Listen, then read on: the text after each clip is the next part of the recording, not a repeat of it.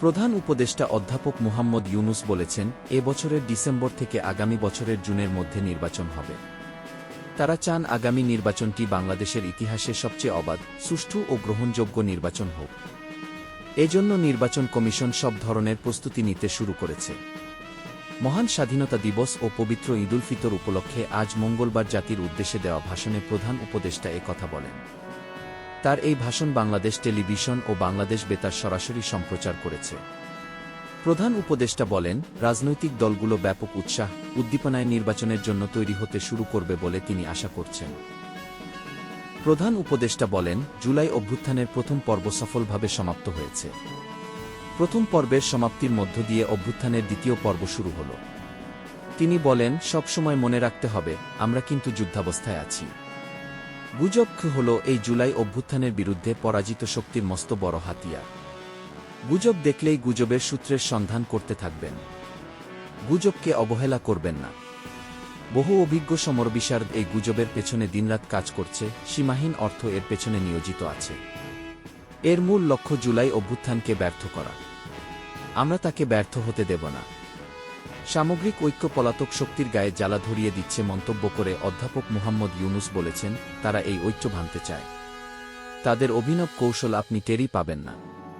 আপনি বুঝতেই পারছেন না কখন তাদের খেলায় আপনি পুতুল হয়ে গেছেন। আমাদের সচেতনতা এবং সামগ্রিক ঐক্য দিয়েই এই গুজবকে রুখতে হবে। পলাতক অপশক্তির ষড়যন্ত্রকে ব্যর্থ করে দিতে হবে। ভাষণে সরকারের বিভিন্ন কর্মকাণ্ড তুলে ধরেন প্রধান উপদেষ্টা অধ্যাপক মুহাম্মদ ইউনুস।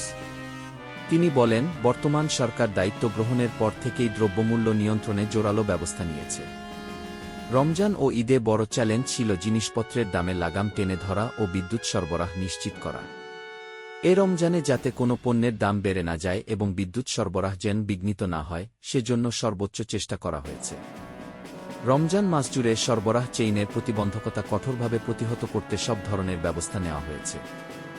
দেশের সব জায়গা থেকে খবর এসেছে, এই রমজানে দ্রব্যমূল্য আগের তুলনায় কমেছে, জনগণ স্বস্তি পেয়েছে। দাম নিয়ন্ত্রণে এই প্রচেষ্টা চলমান থাকবে। প্রধান উপদেষ্টা বলেন, গত ১-৬ বছরে শেখ হাসিনা যে ভয়াবহ লুটপাট কায়েম করেছিলেন, আপনারা সেটির ভুক্তভোগী ছিলেন। ছাত্রজনতার অভ্যুত্থানের মুখে তারা পালিয়ে যাওয়ার সময় এক লণ্ডভণ্ড অর্থনীতি রেখে গেছে।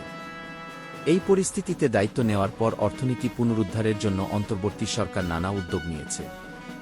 ব্যাংকিং খাতে শৃঙ্খলা ফিরেছে, ক্রমান্বয়ে অর্থনীতির অপরাপর সূচকগুলো ইতিবাচক ধারায় ফিরতে শুরু করছে।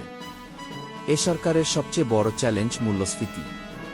ফেব্রুয়ারিতে মূল্যস্ফীতি ৯.৩২% নিচে নেমে এসেছে, যা ২ মাসের মধ্যে সর্বনিম্ন।